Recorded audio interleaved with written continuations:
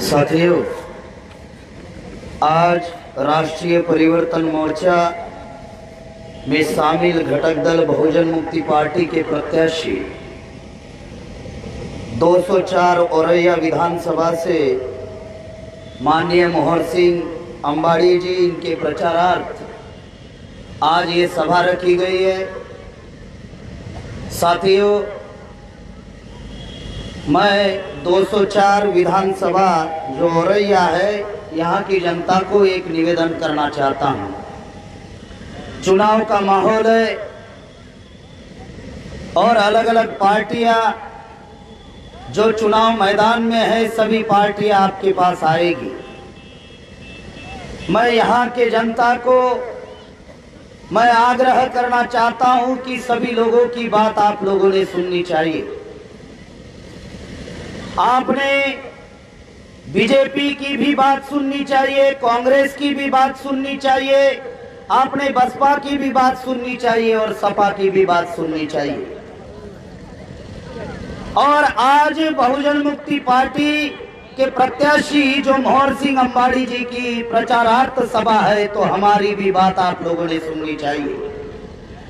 क्योंकि साथियों, ये जो वोट का अधिकार मिला, ये वोट का अधिकार ऐसे ही नहीं मिला। इसीलिए डॉक्टर बाबा साहब भीमराव रामजी आंबेडकर ने अपने 4 बच्चों को खोया, बीवी खोई और खुद हम लोगों के बीच से चले गए। ये वोट का अधिकार जो है, ये राजा बनने का अधिकार है, राजा चुनने का अधिकार है।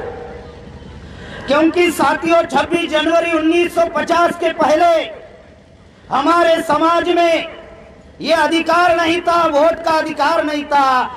प्रधानमंत्री तो दूर की बात है, प्रधान भी बनने का अधिकार नहीं था। ये अधिकार डॉक्टर बाबा साहब आम्बेडकर ने लड़ झगड़ कर ये वोट का अधिकार हम लोगों को दिया। 26 जनवरी 1950 के पहले कौन सा अधिकार था कि रानी के पेट से राजा निकलता था। रानी ने बच्चा पैदा किया, राजा बन जाता था। लड़की पैदा हुई, रानी बन जाती थी। साथियों, बाबा साहब आम्बेडकर ने कहा रानी के पेट से जरूर बच्चा पैदा होगा, लेकिन वो राजा नहीं होगा। और ये राजा बनने का अधिकार, राजा चुनने का अधिकार बाबा साहब आम्बेडकर ने इस प्रजा को दिया। और ये अवसर, ये मौका अभी हम लोगों को मिला है कि आप अपने क्षेत्र का, ये 204 औरैया विधानसभा का आप राजा चुन सकते हो, ताकि यहाँ की जनता का विकास एवं कल्याण कर सके। इस उत्तर प्रदेश का आप राजा चुन सकते हो, ताकि वो राजा यहाँ की जनता के विकास एवं कल्याण कर सके। साथियों, क्योंकि इस उत्तर प्रदेश में ही नहीं बल्कि पूरे देश में मानवर काशीराम साहब ने इस उत्तर प्रदेश में एक आंदोलन चलाया, इस देश में एक आंदोलन चलाया बहुजनों के हित और बहुजनों के कल्याण का। जो बाबा साहब आम्बेडकर ने आंदोलन चलाया, वो आंदोलन मानवर काशीराम साहब ने उसको आगे बढ़ाया। लेकिन मान्यवर काशीराम साहब जब ये आंदोलन चला रहे थे और इस उत्तर प्रदेश में जो एक लहर आई बहुजन समाज में, और जो बहुजन समाज जागा, और जागने के बाद इस उत्तर प्रदेश में जो बदलाव आया, आज वर्तमान में बहन जी ने उस आंदोलन को खत्म कर दिया, उस मिशन को बहन जी ने कमीशन में बदल दिया। मैं एक ही उदाहरण देना चाहता हूं। मानवर काशीराम साहब के दौरान एक नारा चलता था, मिले मुलायम काशीराम हवा में उड़ गए जय श्री राम। काशीराम साहब ने जय श्री राम को हवा में उड़ा दिया, लेकिन ये बहन जी ने वो हवा में से परशुराम ढूंढ कर लाया और आपके सिर पर बिठाया। वो हवा में से परशुराम ढूंढ कर लाया।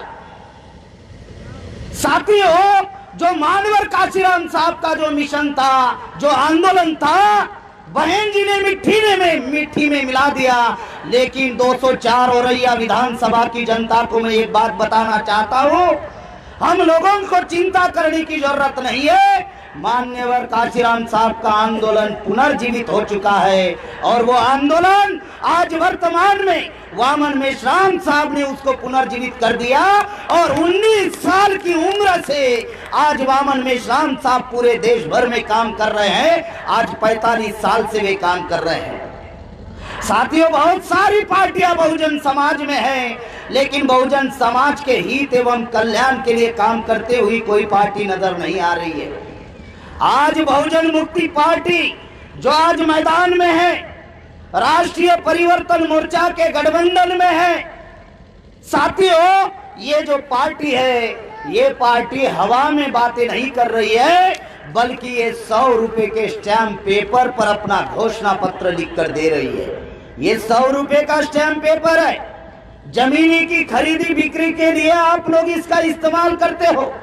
बच्चों के डॉक्यूमेंट्स निकालने के लिए आप लोग इसका इस्तेमाल करते हो। ये साधारण स्टैम्प पेपर नहीं है, ये भारत सरकार का स्टैम्प पेपर है। 100 रुपए का स्टैम्प पेपर। इस पर जो भी लिखा जाता है वो सच ही लिखा जाता है। ये 100 रुपए के स्टैम्प पेपर पर बहुजन मुक्ति पार्टी ने घोषणा पत्र लिख कर दिया।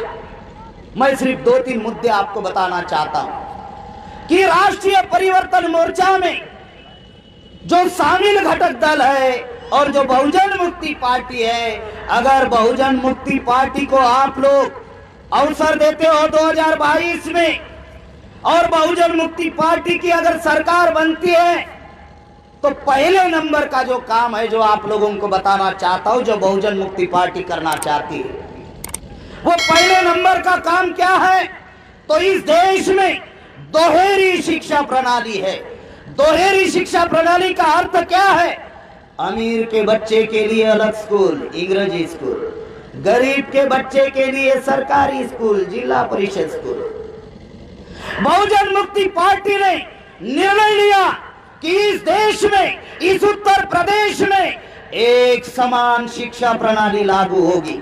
एक समान शिक्षा प्रणाली, ताकि अमीर का भी बच्चा वही स्कूल में पढ़े, गरीब का भी बच्चा वही स्कूल में पढ़े, कलेक्टर का भी बच्चा वही स्कूल में पढ़े और रिक्शा चलाने वाले का भी बच्चा वही स्कूल में पढ़े। ऐसी एक समान शिक्षा प्रणाली हम लोग लागू करेंगे। साथियों, दूसरा जो अहम मुद्दा है, जो आप लोगों को बताना चाहता हूं, किसानों का। किसान इस देश में पिछले कई महीनों से आंदोलन कर रहे हैं, लेकिन किसानों की किसी भी समस्या का समाधान नहीं हो रहा है। आज अगर 3 कानून अगर उन्होंने वापस ले लिया, गारंटी नहीं है, ऐसा कह नहीं सकते कि वापस लिया तो वह लागू नहीं करेंगे। वो बदमाश लोग हैं।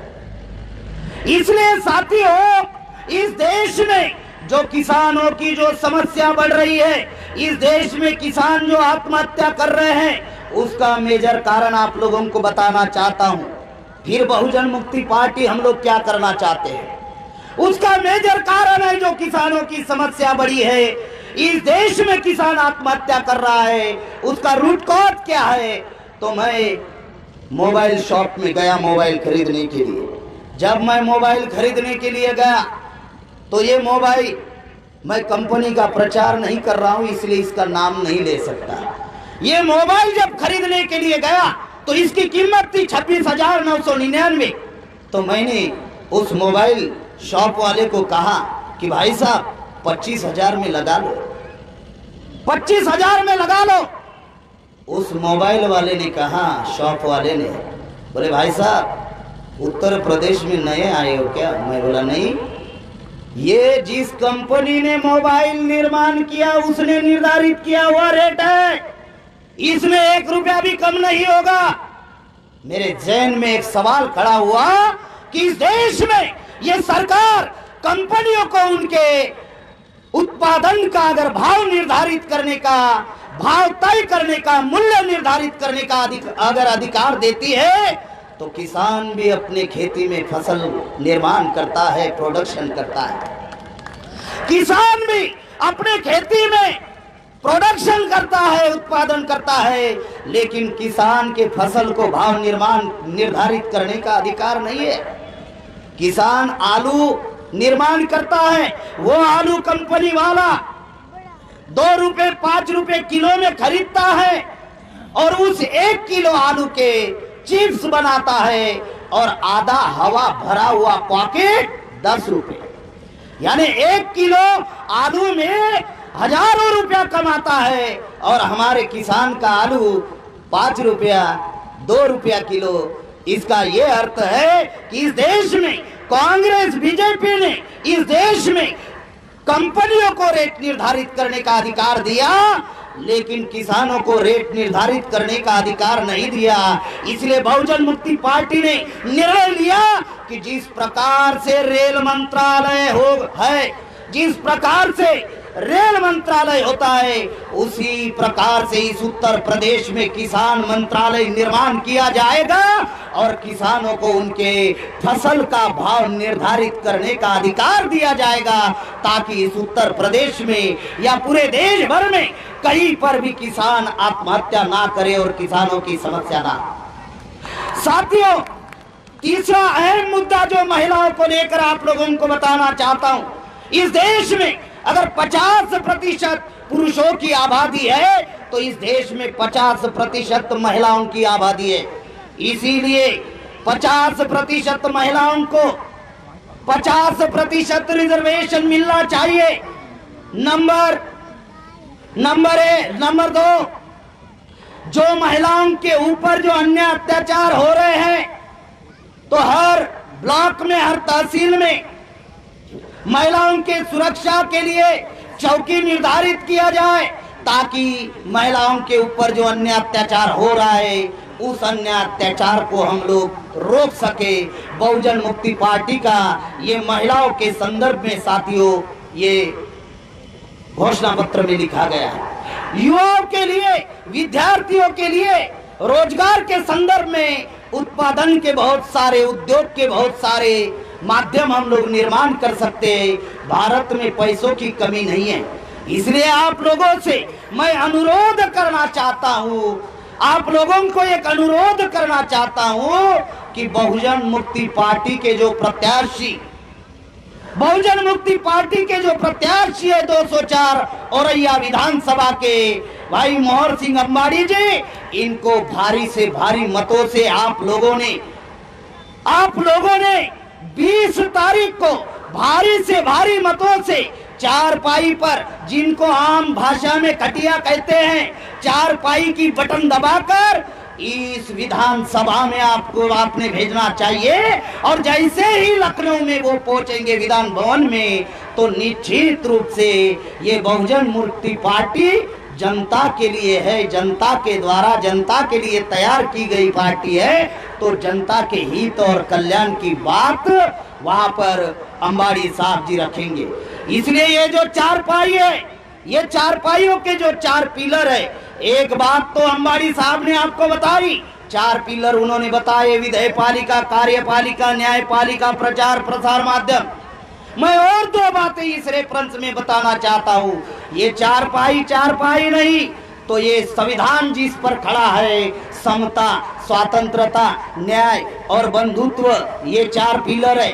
साथियों, ये चारपाई नहीं है, तो ये संविधान में जो हम लोगों को पहचान दी, schedule caste, schedule tribe, OBC, minority, ये जो 4 है, इस 4 निशान पर ज्यादा से ज्यादा 20 तारीख को आप लोगों ने बटन दबाकर इनको भारी मतों से आप लोगों ने साथियों चुनकर भेजना है। साथियों, ये लड़ाई किसी से व्यक्तिगत लड़ाई नहीं है, ये लड़ाई नीतिगत लड़ाई है और संविधान वर्तमान में खतरे में है। अगर संविधान को अगर बचाना है तो निश्चित रूप से उत्तर प्रदेश में बीजेपी को हराना होगा, बीजेपी को धूल चटानी होगी, क्योंकि उत्तर प्रदेश से ही दिल्ली का रास्ता जाता है। अगर इस 2022 में अगर हम लोग उत्तर प्रदेश में बीजेपी को रोकते हैं तो 2024 में निश्चित रूप से हम लोग रोकेंगे। नहीं तो आप लोग पेपर में पढ़ रहे होंगे, वो लोग हिंदू राष्ट्र संविधान की बात कर रहे हैं और 127 पंक्तियों को काम पर लगा दिया है संविधान बनाने के लिए। उसमें मुसलमानों को उन्होंने ये चीज लिखी कि मुसलमान भारत में रहेंगे, उनको सुरक्षा मिलेगी, लेकिन वोट का अधिकार नहीं होगा। तो तेरी ये सुरक्षा को चाटना का यहाँ पर अगर हमारी मुस्लिम भाई होंगे और मेरी आवाज सुन रहे होंगे तो इस बात को ध्यान में रखना होगा। इसीलिए साथियों, हम लोगों को किसी भी परिस्थिति में संविधान को बचाना है।